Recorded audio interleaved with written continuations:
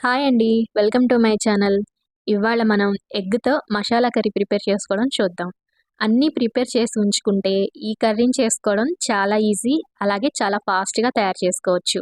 ఈ కర్రీ కోసం ముందుగా ఇక్కడ నేనైతే 4 దాకా ఎగ్స్ తీసుకున్నాను.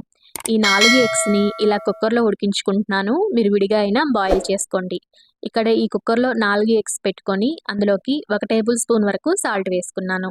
తర్వాత ఇందులోకి ఒక గ్లాస్ వరకు వాటర్ పోసుకొని కుక్కర్ మూత పెట్టేసుకొని ఒక విజిల్ వరకు వస్తే సరిపోతుంది. ఒక విజిల్ అయితే ఎగ్స్ పర్ఫెక్ట్‌గా ఉడికిపోతాయి. ఇప్పుడు ఒక మిక్సీ జార్ తీసుకొని అందులోకి మీడియం సైజువి 2 టమాటాలు తీసుకోవాలి.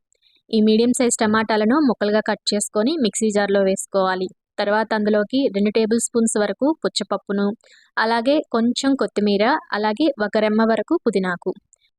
వీటిని ఇప్పుడు మీకు ఎంత వీలైతే అంత ఫైన్ పేస్ట్‌గా వేసుకోండి. అస్సలు పలుకనేది లేకుండా మెత్తని పేస్ట్ లాగా తయారు చేసుకోండి. ఇప్పుడు మెత్తగా వేసుకున్న పేస్ట్‌ని పక్కన పెట్టుకొని, తర్వాత ఒక బౌల్ తీసుకొని అందులోకి 1 కప్పు దాకా విస్క్ చేసుకున్న మెత్తని పెరుగును వేసుకోవాలి. అందులోకి 1 టేబుల్ స్పూన్ ధనియాల పొడి, హాఫ్ టేబుల్ స్పూన్ జీలకర్ర పొడి, అలాగే half table spoon garam masala. అలాగే ఇక్కడ నేను 2 టేబుల్ స్పూన్స్ దాకా కారం తీసుకుంటున్నాను. మీ కారానికి తగ్గట్టు మీరు కారం తీసుకోండి. ఇలా ఇవన్నీ ఒకసారి కలిసే విధంగా ఇలా కలుపుకొని అందులోకి హాఫ్ టేబుల్ స్పూన్ వరకు పసుపు వేసుకోండి. పసుపు వేసుకున్న తర్వాత కొంచెం వాటర్ వేసుకొని ఇలా మొత్తం ఒకసారి కలుపుకోండి. మనం వేసిన మసాలాలన్నీ ఈ పెరుగులో చక్కగా మిక్స్ అయిపోవాలి. మనం సరిగా కలుపుకోపోతే మనం వేసిన మసాలా పొడులన్నీ ఈ పెరుగులో ఉండలుండలుగా ఉండిపోతాయి. అందుకని మొత్తం కలిసే విధంగా 2 నిమిషాలు కలుపుకోండి. తర్వాత స్టవ్ మీద ఒక పాన్ పెట్టుకొని అందులోకి 5 టేబుల్ స్పూన్స్ దాకా ఆయిల్ వేసుకోండి. ఇక్కడ కొంచెం ఆయిల్ ఎక్కువే పడుతుంది. ఎగ్ కర్రీస్‌కి కానీ లేదా నాన్ వెజ్ కర్రీస్‌కి కానీ ఆయిల్ కొంచెం ఎక్కువ ఉంటేనే బావుంటుంది. అందులోకి మసాలా దినుసులన్నీ వేసుకొని అవి వేగిన తర్వాత ఇక్కడ నేను 3 మీడియం సైజు ఉల్లిపాయలు తీసుకున్నాను. ఆ ఉల్లిపాయలని ఇలా చాపర్‌లో వేసి సన్నగా చాప్ చేసుకున్నాను. ఇప్పుడు వీటిని 1 టేబుల్ స్పూన్ సాల్ట్ వేసుకొని బాగా బ్రౌన్ కలర్‌లో వేగేటట్టుగా వేయించుకోవాలి. మీకు ఆయిల్ ఎక్కువగా వేసుకోవడం ఇష్టం లేకపోతే సగం ఆయిల్ అలాగే సగం బటర్ తీసుకోండి. లేదా సగం ఆయిల్, సగం నెయ్యైనా తీసుకోవచ్చు. ఇక్కడ బ్రౌన్‌గా వేగిపోయాయి కదా ఉల్లిపాయలు. ఇందులోకి దంచి పెట్టుకున్న అల్లం వెల్లుల్లి పేస్ట్‌ని ఒక స్పూన్ వేసుకోండి.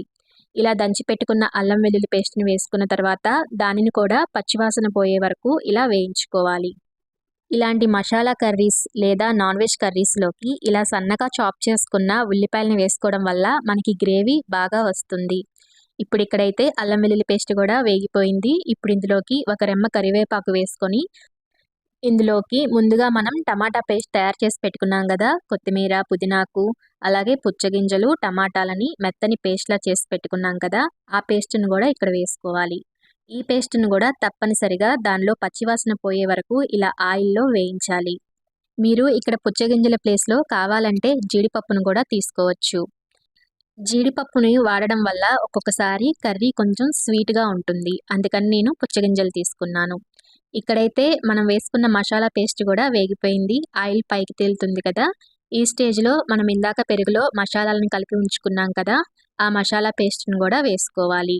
ఈ మసాలా పేస్ట్‌ని వేసుకున్న తర్వాత ఈ మసాలా పేస్ట్‌ని కూడా ఆయిల్‌లో పచ్చివాసన పోయే వరకు వేయించుకోవాలి. ఈ మసాలా పేస్ట్‌ని వేసుకునేటప్పుడు తప్పనిసరిగా లో ఫ్లేమ్‌లో పెట్టుకొని వేసుకోండి. లేదా స్టవ్ ఆఫ్ చేసుకొని ఈ మసాలా పేస్ట్‌ని వేసుకున్న తర్వాత మళ్ళీ స్టవ్ ఆన్ చేసుకోండి. ఎందుకంటే మనం ఇక్కడ పెరుగుని యూజ్ చేశాం కదా! పెరుగు త్వరగా ఉండలు కట్టేస్తుంది. ఇప్పుడు మనం వేసిన మసాలాను లో ఫ్లేమ్ మీద ఆయిల్ పైకి తేలే వరకు వేయించుకోవాలి. చాలా ఓపికగా దగ్గరుండి వేయించుకోవాలి. లేతే త్వరగా అడుగంటి మాడిపోతుంది.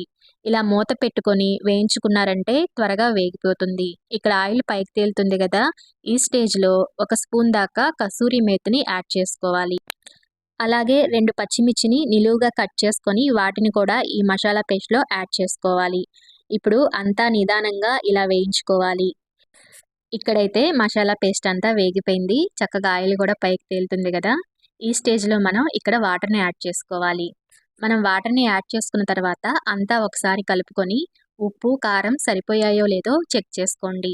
మీకు ఉప్పు, కారం తగ్గితే ఇక్కడ ఉప్పు, కారాన్ని యాడ్ చేసుకోవచ్చు. ఇలా వాటర్ యాడ్ చేసిన తర్వాత మూత పెట్టుకొని మీడియం ఫ్లేమ్ పెట్టుకొని ఉడికించుకోవాలి. ఇప్పుడు ఇక్కడ మనం ఇందాక ఎగ్స్‌ని ఉడికించుకున్నాం కదా! ఇలా ఎగ్స్ అన్నింటినీ ఒలుచుకొని ఒక ప్లేట్లోకి తీసుకోవాలి. ఇక్కడ నేను ఈ ఎగ్స్ని కట్ చేయడానికి ఈ ఎగ్ స్లైసర్ని యూస్ చేస్తున్నాను. ఈ ఎగ్ స్లైసర్ని యూస్ చేస్తూ ఈ ఎగ్స్ని కట్ చేసుకుందాం. ఇప్పుడు ఇలా ఎగ్ స్లైసర్లోకి ఒక ఎగ్గును పెట్టుకొని చాలా నిదానంగా ఇలా కిందకి కట్ చేసుకోవాలి. ఇలా మిగిలిన ఎగ్స్ అన్నింటిని కూడా కట్ చేసుకోవాలి. చూడండి, ఇలాగా రౌండ్గా సన్నగా ఎగ్ స్లైసర్తో మనకి పీసెస్ వస్తాయి. ఇలా మిగిలిన ఎగ్స్ అన్నింటిని కూడా ఈ ఎగ్ స్లైసర్ సహాయంతో ముక్కలుగా కట్ చేసుకోవాలి. ఇలా అన్నింటినీ కట్ చేసుకొని ఎగ్ పీసెస్ని ఇలా ఒక ప్లేట్లోకి తీసుకోవాలి. ఇప్పుడు మనం మూత తీసి కర్రీ ఎంతవరకు అయిందో చూద్దాం. ఇక్కడ మసాలా అయితే పూర్తిగా ఉడికిపోయింది. ఇలా మీకు పలుచగా కావాలంటే ఈ స్టేజ్లో ఎగ్ని యాడ్ చేసుకోవచ్చు, లేదా ఇంకొంచెం గట్టిగా గ్రేవీ కావాలనుకుంటే ఇంకాసేపు ఉడికించుకోవచ్చు. ఇది చపాతీలోకి, బిర్యానీలోకి, అన్నంలోకి అన్నింట్లోకి బాగుంటుంది. ఇప్పుడు మనం మసాలా గ్రేవీ ఉడికిపోయింది కదా, ఈ ఉడికిపోయిన మసాలా గ్రేవీలోకి మనం ఎగ్ స్లైసెస్ని చేసి పక్కన పెట్టుకున్నాం కదా, ఆ ఎగ్ స్లైసెస్ని ఇలా ఒక్కొక్కటిగా ఆ మసాలా గ్రేవీలోకి వేసుకోవాలి. ఈ మసాలా గ్రేవీలోకి ఈ ఎగ్ స్లైసెస్ వేసిన తర్వాత అస్సలు గెంట పెట్టి కదపకూడదు. ఈ ఎగ్ స్లైసెస్ని వేసిన తర్వాత అలాగా ఒక 5 నిమిషాలు ఉడికించుకోండి.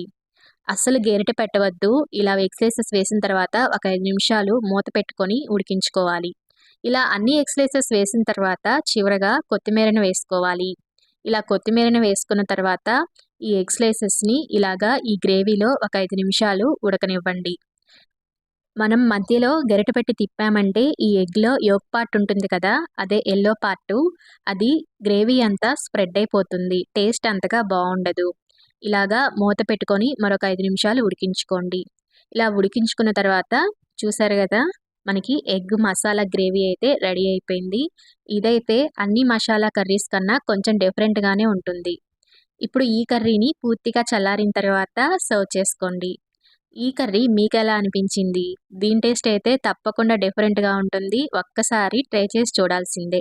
మరి మీరు ఈ కర్రీని ట్రై చేసి ఎలా వచ్చిందో నాకు కామెంట్ సెక్షన్లో షేర్ చేసుకోవడం మాత్రం మర్చిపోకండి. అలానే మన ఛానల్ని సబ్స్క్రైబ్ చేసుకోకపోతే తప్పకుండా సబ్స్క్రైబ్ చేసుకోండి. మరొక మంచి వీడియోతో మళ్ళీ కలుద్దాం. అంతవరకు థ్యాంక్ యూ ఫర్ వాచింగ్.